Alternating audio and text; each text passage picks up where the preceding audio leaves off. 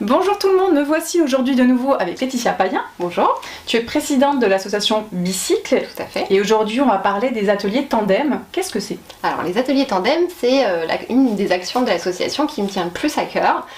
Ce sont des ateliers de psychoéducation à l'attention des parents pour apprendre à faire un tandem avec son enfant en fait. Ouais, voilà. J'aime bien l'idée. Alors comment ça se passe? Alors en fait, qu'est-ce que c'est que la psychoéducation? La psychoéducation, c'est devenir expert du trouble de son enfant. C'est commencer à penser différemment pour faire autrement. Nous, on parle de mandarin émotionnel à l'association. C'est Kaline Majalani, qui est psychologue, qui utilise ce terme parce que en fait c'est parler la même langue, celle des émotions. Et pourquoi le mandarin? C'est parce que c'est un peu comme une langue étrangère compliquée. Au début on l'apprend, mais on n'y arrive pas, mais à force d'entraînement on finit par y arriver. Donc voilà. Donc on part du principe, en fait on a toujours tendance à parler des facteurs de risque. Et nous chez Bicycle on aime bien parler des facteurs de protection. Et les parents, pour nous, plutôt que cause du problème, c'est plutôt une partie de la solution. Mais carrément. Voilà. Ah oui, sur le quotidien, exactement. Forcément, ils peuvent aider. Et en fait, nos ateliers, ils ont été créés pour deux raisons. La première raison, c'est pour permettre à tous les parents d'avoir accès aux soins, vraiment l'accès aux soins pour tous. Parce qu'on s'est rendu compte que comme les séances chez le thérapeute sont pas ou peu remboursées, les parents avaient tendance à vraiment se baser uniquement sur les médicaments. Oui. Et pour nous, le médicament, c'est vraiment juste une béquille, en fait. C'est ce qui permet d'accéder à la psychoéducation. Oui. Mais le socle sur lequel doit reposer la prise en charge, c'est vraiment la thérapie. Parce qu'il faut rappeler quand même que voilà, plus la prise en charge est précoce, moins on va donner de médicaments. Et si on en donne, on va en donner vraiment des doses les plus faibles possibles, avec l'espoir quand même, à l'âge adulte, que ces enfants, ce trouble redevienne en fait un tempérament avec lequel ils ont appris à vivre, et peut-être qu'on pourra même arrêter les médicaments. Voilà. C'est vraiment de devenir acteur de son trouble et de sa vie.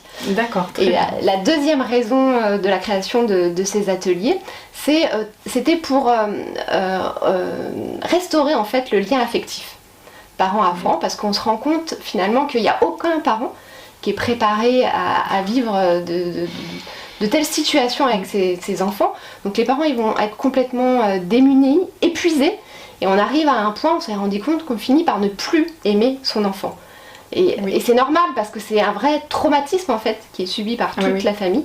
Donc le but ça va être d'avoir vraiment la bonne grille de lecture, de ne pas prendre pour soi les manifestations du trouble de son enfant pour pouvoir mieux les accompagner et se battre ensemble contre la maladie et pas l'un contre l'autre. Exactement, parce qu'encore aujourd'hui on entend dire un enfant quand il est petit, il fait ça, il te teste. Exactement.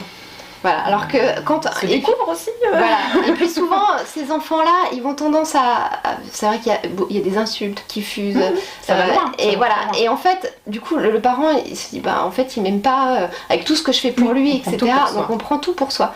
Et en fait, c'est là où on se trompe complètement, parce que c'est des enfants qui ont besoin vraiment de réassurance et qui vont tester le parent, mais dans le sens est-ce que tu m'aimes vraiment malgré tout ce que je fais? Parce qu'ils sont conscients qu'ils sont dysfonctionnels, vraiment. Et qu'ils ne veulent qu'une chose, c'est aller mieux en fait. Exactement. Et ils vont dire l'inverse en fait de ce qu'ils pensent à leurs parents. Donc souvent, moi je dis aux parents, quand vous êtes insulté par votre enfant, moi souvent ce que je disais à mon fils, moi aussi je t'aime mon chéri. Voilà.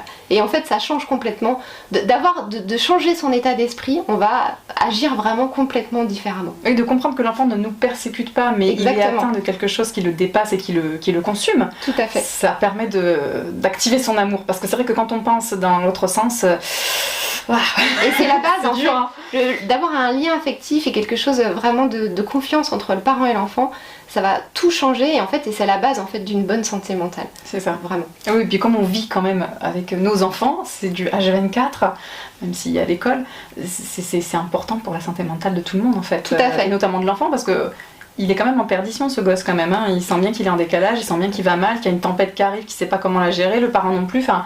Je trouve ça lumineux d'avoir créé ça. Ça va en fait redonner confiance aux parents dans leur capacité de parents, parce qu'ils sont finalement en quelque sorte le phare dans la tempête de leur enfant, quoi, dans ce tsunami émotionnel qui les déborde complètement. Ah oui, c'est pour ça que j'imagine qu'il y a quand même pas mal de couples qui ne résistent pas Tout à fait. À l'association, on est de l'ordre de 90% des couples qui nous contactent qui n'ont pas résisté à ce tsunami émotionnel. Oui, donc l'enfant gère aussi un autre trauma, la séparation des parents, qui pourrait lui penser que c'est de sa faute. Enfin, on est encore sur des polytraumas possibles. C'est pas évident. En tout cas, super atelier. Merci beaucoup Laetitia d'en avoir parlé. Merci. Merci à vous de nous avoir écoutés. On vous dit à bientôt. Au revoir.